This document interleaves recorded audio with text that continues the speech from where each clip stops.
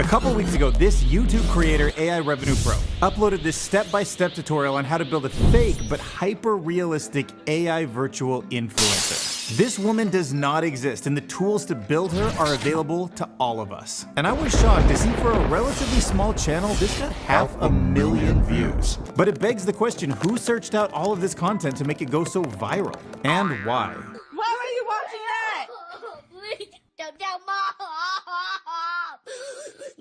Well, that's what we're going to be looking into in this video. OnlyFans has become known for the phrase creator platform. And it's a place where people expect, like, let's say, a more personal connection with the creator. And while OnlyFans has faced its fair share of controversies, one lesser-known discussion revolves around the content platform's oversaturation of AI-generated content. Now, it's very common that it's a beautiful young woman's account, but it's generated by some random dude. Now, from the OnlyFans profit point of view, as a business, they probably really don't care, which is probably why they're really quiet on the topic.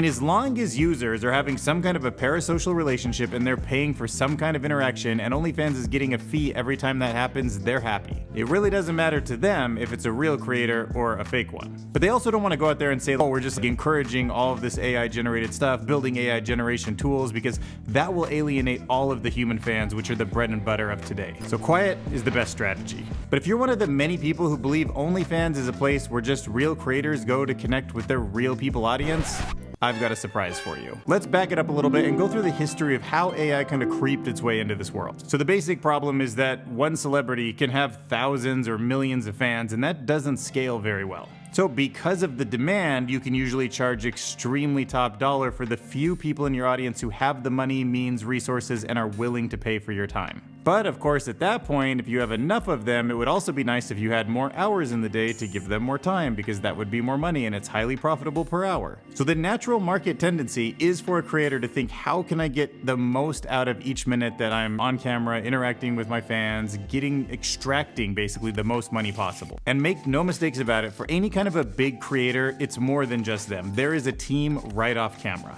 So just being straight up with you, if you're IDMing or whatever that is, that very well might not be the creator that you're talking to. Like a phone tree, it gets escalated up if you need something specific to a manager or all the way to the creator. In other cases, the team members are just scheduling it to make sure that the creator is getting every single minute a connection minute, a minute that pays them. But still, with thousands of followers and hundreds of messages pouring in every day, it's not surprising that these OnlyFans creators feel super overwhelmed. Enter artificial intelligence, especially the new generation of large language models like ChatGPT. They have the capability to understand and generate human-like text, and they can even take on the persona of a character and fit that pretty darn well. And now the creators are starting to understand just how powerful these tools are at creating engaging, flirty, and personal responses.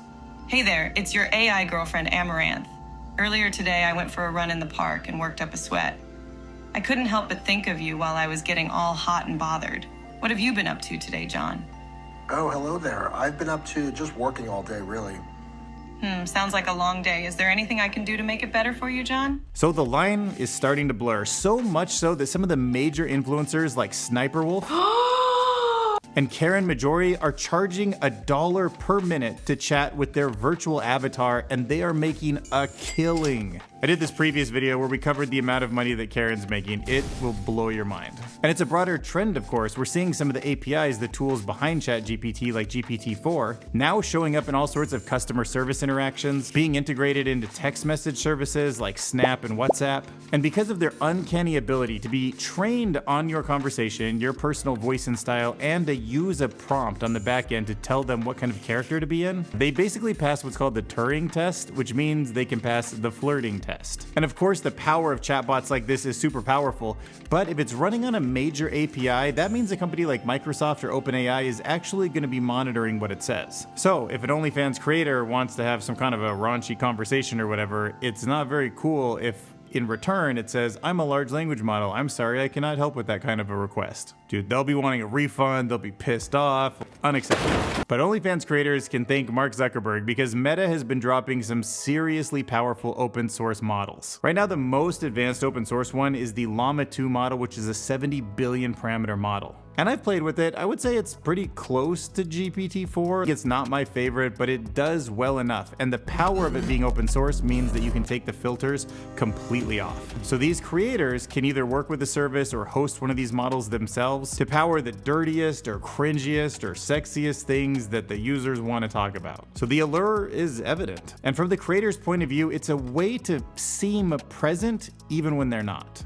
and to scale. And at the same time that is happening, we are pushing the boundary of truly photorealistic text-to-image generators. So I assume you're kind of aware of this, but this woman and this woman and this woman and this woman and this woman and this woman and this woman are fake. Virtual influencers like this 24-year-old Helsinki-based model named Milla Sofia are generating gobs of attention on Instagram. Look at that, 60,000 followers? I would kill for that. For what, a few dozen pictures of a fake virtual person in a bikini or whatever? Makes me sick, but I just gotta remember this is just how the world works. Gotta deal with it, Dylan. Bikinis, gowns, golf attire, Formula F1 races. She does it all. And the only catch is that the fact that she's not real is kind of hidden in this small print, I guess you would say. I mean, it is marked. Here it says, I'm an AI creation. But you know a lot of people are just like scrolling and see one of these pics first, or they're like clicking around for a while, and they're probably questioning like, is that real? Like, wow, she's pretty, blah, blah, blah, blah, blah. And I bet some of them just move on, give the like, he ends up in their feed, they end up following, and they don't even realize this for a long time. And remember, this is as bad as it's ever going to be. Like, these images are getting even more realistic as time goes on. In this Fox News interview, there's a celebrity matchmaker who makes some comments on this. And these AI bots are highly intelligent, and they get in whichever way that they can. A lot of people just don't read the description and they just see a beautiful woman and they comment anyways, and that's social media for you. It's become a huge issue in the online dating world. And there's definitely people who have DM'd her being like, we should meet in person, I can get you a deal. I would love to see what that DM looks like. It must be crazy. But even though that might seem extreme, we haven't even talked about how crazy some of the video stuff is right now. And here's where it starts to get really weird. This is an example of a face swap tool. So you can take a generated not real face like Milla's and put it on a real human body or an avatar body. So a video like this could have been made in a few ways, but keep in mind that all of these ways are probably simpler than an actual real woman who puts on makeup and finds an outfit, goes somewhere and captures a video like this. Okay, so commonly you build the face in something like Midjourney, DALL-E, or Stable Diffusion. The age of the girl, maybe the skin tone, the way she smiles, if she wears glasses, or whatever it is. Once you find a good photograph of just the face and hair that you like, you can then take that to another tool. From there, you can match it to a video. Now, you could actually get the video from something like Instagram or TikTok. That seems really wrong to me because that's an actual person's body you'd be doing it to, but I'm sure that's being done all the time. And then you take a woman or a man or whatever from one of those stock videos and then you kind of face swap on your fake face. Now, I don't know if the original creators even thought their images would be used that way, but they probably signed a consent being use it for whatever. So my guess is you could do that, but you'd have to look into the fine print. And finally, we're also to the point where in some cases there's photorealistic 3D avatars. So you can see a body in sort of a video game or almost like VFX in a movie, and you can take those bodies and face swap on these faces. And in that case, everything's just virtual. Okay, so it's a good time to just throw some comments in about ethics. Even seeing Milla here on Instagram is kind of playing on our expectations of what Instagram has been in the past. It's not like she's showing up in some new app or website or whatever that's like AI generated people for you to look at. No, Instagram had the expectation. This is where you put your model photos, and that's what the whole thing was built off of originally. It was built for real creators. That's why Milla has a DM, because there's some guy there that actually is managing this. The AI doesn't have feelings, emotions, or any kind of genuine intention behind what it posts. It's probably just trying to optimize for clicks. It's probably saying and generating images that you want to see. And when some guy generates a beautiful woman, you're playing on natural human instincts. But I just want to bring up those ethics. I mean, at the end of the day, I don't necessarily have a problem with it as long as it's clearly labeled. It's just a business model, and I think people should be free to experiment with whatever social relationships they want. But I would feel good if more people were just simply aware of where the technology is today, that these kind of things are possible and probably likely in some cases, and that the subtle integration of AI into social networks like OnlyFans is just the tip of the iceberg. As AI becomes more sophisticated, it'll be less likely to detect it. There will be more people not identifying their content as AI generated. Truly undetectable by human eye deepfakes are around the corner. And I can predict that where this starts to go in the long run is that tools like Instagram and OnlyFans and TikTok, they eventually cut out all of the users that made that platform in the first place. In some point in the future, you're going to log on to Instagram and 99% of all the profiles you see will be generated. Because a sophisticated AI that's running in the meta servers is going to know exactly what kind of profiles to make.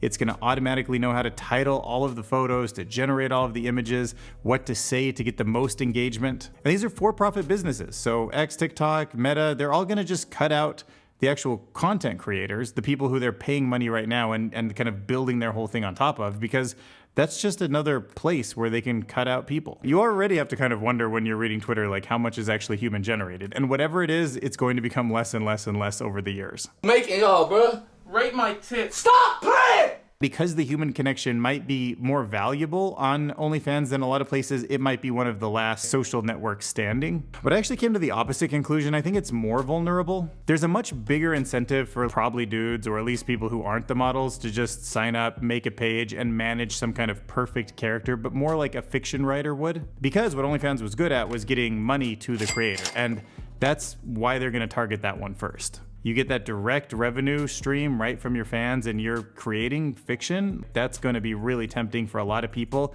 And there's very low barrier to entry now. For every super beautiful, friendly, willing to be on OnlyFans model, there's got to be thousands of other people who just need some income and can do it faceless, meaning they don't have to put any of their social reputation up. Of course, they're going to flood the network. And even if you are one of the real people, which does have its own value, there'll always be a novelty in being like, I'm a human. I would argue there's even more advantages to being virtual, and that being the scale, the ability to take, a selfie in any country with any background and have any kind of a look instantly and customized for each person. So look, just like with any technology, it's not about outright rejection or acceptance. It's about understanding the nuances and making an informed decision. Help me get to my next goal of 6,000 subscribers and smash that button.